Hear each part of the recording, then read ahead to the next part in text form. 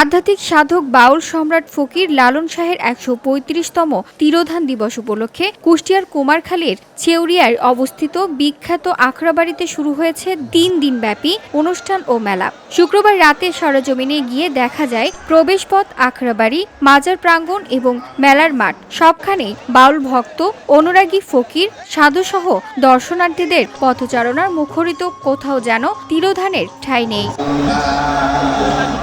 তিরোধান দিবস উপলক্ষে আখড়াবাড়ি প্রাঙ্গণ এখন লাখো লালন ভক্ত ও অনুসারীদের ভিড়ে মুখরিত। চলেছে শুধু শিষ্যের ভাব বিনিময় এবং অভিধান।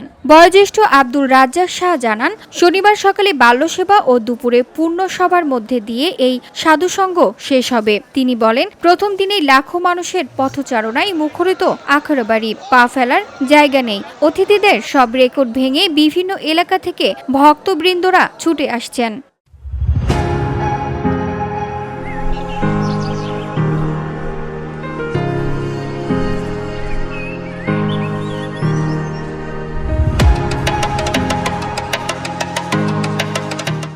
সাংস্কৃতিক বিষয়ক মন্ত্রণালয়ের আয়োজনে এবং বাংলাদেশ শিল্পকলা একাডেমির ব্যবস্থাপনায় ও জেলা প্রশাসনের সহযোগিতায় আয়োজিত এই উৎসব শুক্রবার বিকেলে আখড়াবাড়ির বাহিরে কালী নদীর পাড় ঘেঁষা মূল মঞ্চে উদ্বোধন করা হয়। সাংস্কৃতিক বিষয়ক মন্ত্রণালয়ের উপদেষ্টা মোস্তফা সরোয়ার ফারুকী ভিডিও বার্তার মাধ্যমে উৎসবের উদ্বোধন করেন। এতে বিশেষ অতিথির বক্তব্য রাখেন মৎস্য ও প্রাণী সম্পদ মন্ত্রণালয়ের উপদেষ্টা ফরিদা আক্তার।